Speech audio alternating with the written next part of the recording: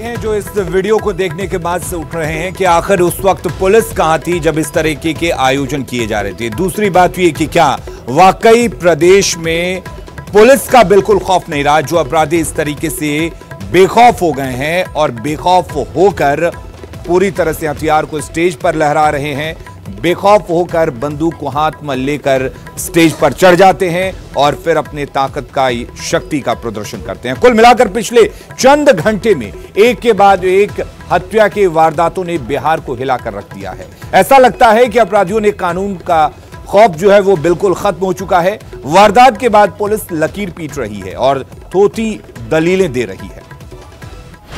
बिहार में अपराधी बेलगाम। जहानाबाद में आरजेडी नेता के भाई की हत्या। बेगूसराय में ट्रिपल मर्डर से सनसनी। ये चार तस्वीरें बिहार में बढ़ते अपराध और बेलगाम हो चुके अपराधियों की कहानी कहने के लिए काफी है। हर तरफ हत्या, हत्या और हत्या। दिवाली की रात बेगूसराय के सिंघौल थाना का मचहा गांव ट्रिपल मर्डर से थर्रा उठा। अपराधियों ने एक ही परिवार के 3 लोगों की गोली मारकर हत्या कर दी। गोली लगने से कुणाल सिंह, उनकी पत्नी कंचन देवी और बेटी सोनम कुमारी की मौके पर ही मौत हो गई। हत्या की वजह जमीनी विवाद बताया जा रहा है और हत्या का आरोप मृतक के चचेरे भाई पर ही है। बड़ी बात यह है कि 72 घंटे के दौरान हत्या की 6 वारदातें हो चुकी हैं। तेघड़ा थाना में भी एक शख्स की हत्या कर दी गई। वहीं एक महिला का शव पेड़ से लटका मिला। यही नहीं, लूट के दौरान भी 2 लोगों पर हमला हुआ। तो जनता लॉ एंड ऑर्डर उनकी मान रही है, अपराधी लॉ एंड ऑर्डर नहीं मान रहा है, इसकी चिंता उनको नहीं। सबसे दुखद विषय ये है, सुशासन और अच्छे दिन कहां चले गए, ये आज चिंता का विषय। बात जहानाबाद की करें तो हत्या की बड़ी वारदात जहानाबाद में भी हुई। टेहटा ओपी के शेरथुआ मोड़ के नजदीक अपराधियों ने आरजेडी नेता मनोज यादव के चचेरे भाई अवधेश यादव की गोली मारकर हत्या कर दी। घटना के बाद से इलाके में तनाव है। नालंदा के राजगीर में बाइक सवार 2 युवकों ने घर में घुसकर किशोरी के पेट में गोली मार दी। युवती की हालत गंभीर है। वहीं घटना के विरोध में आक्रोशित लोगों ने सड़क जाम कर जमकर बवाल किया और आरोपियों की गिरफ्तारी की मांग की।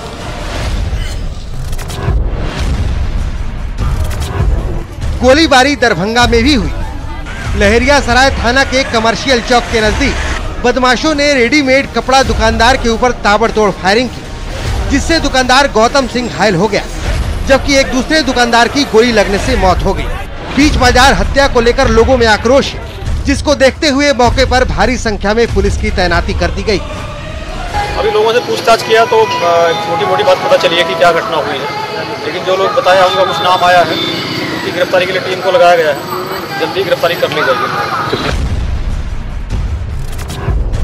आम आदमी तो आम आदमी, अब तो अपराधी पुलिस पर भी गोली चलाने से नहीं चूकते। वैशाली के विदुपुर में वाहन चेकिंग के दौरान बदमाशों ने पुलिस पर फायरिंग की, जिसमें एक चौकीदार सहित 3 लोग घायल हो गए। हालांकि बाद में पुलिस ने 2 अपराधियों को पकड़ लिया। यानी बिहार में बदमाश बेलगाम हो चुके हैं और crime out of control. Bureau report, news 18 network. तो जिस तरीके से एक के बाद एक अपराधी पूरे सूबे में हत्या और लूट की वारदातों को अंजाम दे रहे हैं, उसके बाद से कई तरह के सवाल भी खड़े होते हैं। जाहिर तौर पर बिहार में लॉ एंड ऑर्डर के हालात बहुत नाजुक हैं। एनसीआरबी के आंकड़ों पर एक नजर डालें तो पूरे देश में 2016 के मुकाबले 2017 में हत्या के मामलों में 5.9% की कमी जरूर आई है, लेकिन उत्तर प्रदेश और बिहार में अपराध के मामले बढ़े हैं। 2016 से 17 के बीच बिहार में हत्या, लूट, रेप के ज्यादा मामले दर्ज हुए हैं। हत्याओं के मामले में यूपी के बाद दूसरा नंबर बिहार का है। 2017 में 2803 मर्डर के केस दर्ज किए गए, वहीं 2016 में हत्या के कुल 2581 मामले सामने आए थे।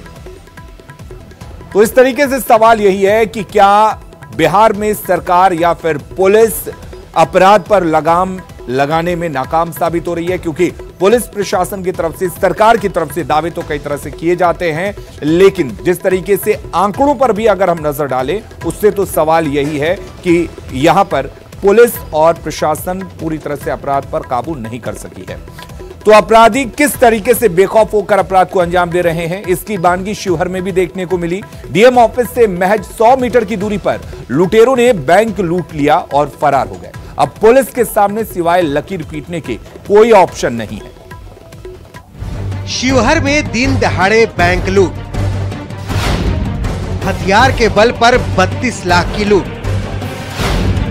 डीएम ऑफिस से महज 100 गज की दूरी पर हुई वारदात। पुलिसिया हलचल और लोगों के भीड़ ये तस्वीरें उस वारदात के बाद की है जिसे अपराधियों ने दिन दहाड़े अंजाम दिया है। 6 की संख्या में आए नकाबपोश लुटेरों ने हथियार के बल पर शिवहर के यूको बैंक से 32 लाख रुपए की लूट की वारदात को अंजाम दिया और बेखौफ होकर फरार हो गए। 32 लाख करीब 32 लाख से कुछ ज्यादा। कितने बजे हुआ है? 12:30 से 12:40 के बीच में। अपराधियों की संख्या 6 होगा, हमको 6। लूट की खबर जैसे ही फैली, बैंक के बाहर लोगों की भीड़ जुटने लगी। पुलिस भी मौके पर पहुंची और सीसीटीवी फुटेज के आधार पर लुटेरों की तलाश तेज कर दी गई। यूको बैंक जो शिवहर में स्थित है, इसमें आज लगभग 1:15 बजे के आसपास, 12:30 से 1:15 के बीच में कुछ अज्ञात अपराधी कर्मियों के द्वारा यहाँ पर आकर के लूट की घटना की गई है। हम लोग उसमें लगातार लगे हुए हैं, विभिन्न जगहों पर चेकिंग भी की जा रही है। एसपी साहब जो दावा करें, लेकिन जिस इलाके में सिविल कोर्ट और कई सरकारी दफ्तर हो, जहां से कलेक्ट्रेट महज 100 गज की दूरी पर हो, अगर वहां पर बैंक में दिन दहाड़े लूट कर अपराधी फरार हो जाएं, तो सुरक्षा व्यवस्था पर सवाल तो उठेंगे ही। खैर, शिवहर तो शिवहर, यहाँ तो सूबे की राजधानी में भी लोग सुरक्षित नहीं है। पटना के कंकड़बाग में इलेक्ट्रॉनिक दुकान से चोरों ने 40 लाख का सामान और नकदी उड़ा लिए। अब सोचिए, जिस सूबे में राजधानी के दुकानदार सुरक्षित नहीं है, उस सूबे में जिला मुख्यालयों की सुरक्षा व्यवस्था भला कैसी होगी। न्यूज़ 18 के लिए शिवहर से राकेश कुमार की रिपोर्ट। तो घटना हत्या की हो या लूट की, अपराधी किसी भी तरह की घटना को अंजाम देने से नहीं चूक रहे हैं। और इसी बीच एक और बड़ी खबर आ रही है, शेखपुरा से बड़ी खबर है। शेखपुरा में साध्वी के साथ गैंगरेप हुआ है। 4 बदमाशों ने दुष्कर्म की वारदात को अंजाम दिया है। बड़ी खबर इस वक्त आपको बता दें, साध्वी के साथ गैंगरेप की घटना सामने आ रही है, जिसमें 4 बदमाशों ने दुष्कर्म की वारदात को अंजाम दिया है। हम बात लॉ एंड ऑर्डर की कर रहे थे और अंदाजा लगाइए कि किस तरीके से लॉ एंड ऑर्डर बिगड़ चुके हैं। इस तरीके की बात एक बार फिर से सामने आई है। शेखपुरा में साध्वी के साथ गैंगरेप को अंजाम दिया गया है। 4 बदमाशों ने इस गैंगरेप को अंजाम दिया है। इस वक्त शेखपुरा से बड़ी खबर आपको बता रहे हैं। तो लगातार, चाहे वो हत्या की हो या फिर लूट की हो या फिर रेप की घटना हो, लगातार अपराधी बेखौफ होकर इस तरह की घटना को अंजाम दे रहे हैं। आपको बता दें, चारों आरोपी यूपी के रहने वाले बताए जा रहे हैं। सुतरी बाल खींच करके, कांति भाई बाल खींच करके और उन लोग के हवाले कर दी और पर्स छीन ली। 40,000 रुपया था, मोबाइल छीन करके और उन लोगों को। और हमारे साथ इस खबर पर ज्यादा जानकारी के लिए अजीत जुड़ चुके हैं। अजीत, आपसे जानना चाहेंगे पूरी वारदात क्या कुछ है और पुलिस क्या कह रही है, क्या किसी की अब तक गिरफ्तारी हो पाई है? जी अलीम, ये एक सनसनीखेज वारदात शेखपुरा में हुई है और अभी तक पुलिस के हाथ से कोई अपराधी नहीं चढ़ पाया है। लेकिन जहां तक जो सूचना मिली है, FIR दर्ज कर लिया गया है। पीड़िता का मेडिकल जांच भी हो चुकी है और जो दुष्कर्म का मामला है वो उसकी पुष्टि भी हुई है। लेकिन अभी तक बहुत साफ साफ पुलिस कहने में परहेज कर रही है। लेकिन जो सूत्र से पता चला कि छापेमारी चल रही है, 4 आरोपी बनाए गए हैं, जिसमें 2 की पहचान हो गई है। जी चलिए, बहुत बहुत शुक्रिया आपका तमाम जानकारी देने के लिए। तो अभी तक 2 की गिरफ्तारी हुई है, लेकिन अभी पुलिस के हाथ पूरी तरह से खाली ही कहे जा सकते हैं, क्योंकि लगातार जिस तरीके से इस तरह की घटनाएं बढ़ती जा रही हैं, चाहे हत्या हो या फिर लूट हो या बलात्कार की घटनाएं हो, सूबे में ये घटनाएं कम होने का नाम नहीं लेती हैं। ऐसे में अब सवाल ये उठता है कि क्या बिहार के बूते के बाहर क्राइम कंट्रोल हो चुका है? क्या बिहार में 2005 से भी बदतर हालात हो चले हैं? जिस तरीके से सरकार में शामिल लोग 2005 के वक्त को जंगल राज का नाम देते हैं और विपक्ष अब के हालात को देखकर यह कह रहा है कि उस वक्त से भी ज्यादा बड़ा जंगल राज यानी कि महाजंगल राज हो चुका है। तो क्या विपक्ष का ये सवाल या दावे सही है? हत्या, लूट, रेप की वारदात को आखिर क्यों नहीं सिस्टम रोक पा रहा? यह बड़ा सवाल है, क्योंकि लगातार जिस तरीके से इस तरह की वारदातें हो रही हैं, दीपावली की रात कई तरह की हत्या की वारदातें हुई, लूट की वारदातों को अपराधियों ने सूबे में कई जगह अंजाम दिया।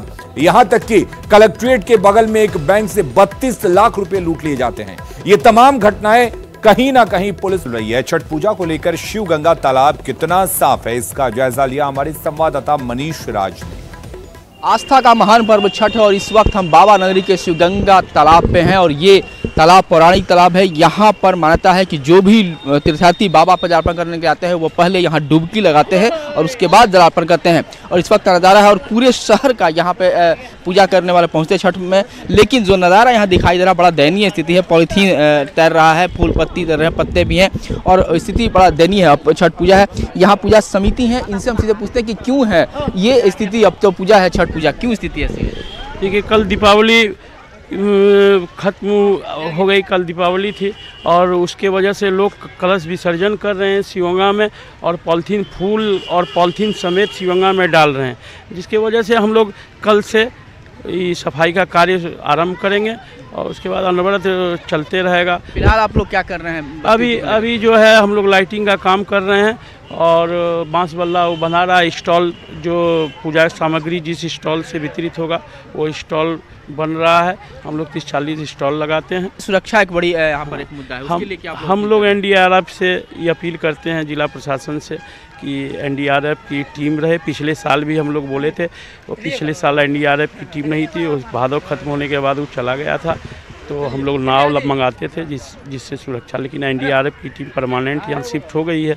इसलिए हम जिला प्रशासन से ये आग्रह करते हैं कि एनडीआरएफ की एक टीम हमें शिवगंगा के लिए संध्या के अर्घ और सुबह के 2 और 3 तारीख को कम से कम यहाँ सहयोग। बिल्कुल, अभी जो नज़ारा है वो बड़ा दयनीय है, लेकिन पूजा छठ समिति का कहना है कि दीपावली कल खत्म हुई है और आज भी लोग लगातार सुबह से डाल रहे हैं यहाँ पे कलश। तो हम भी उम्मीद करते हैं कि जल्द ही ये ये चीज़ खत्म हो जाएगा और इसके बाद से पूजा समिति जुट जाएंगे सफाई में और नगर निगम जुटेगा और फिर आस्था का महान पर्व के दिन जब छठपति परिवार के साथ आएंगे तो पूजा साफ सुथरा स्वच्छ स्थिति में कर पाएंगे। Camera person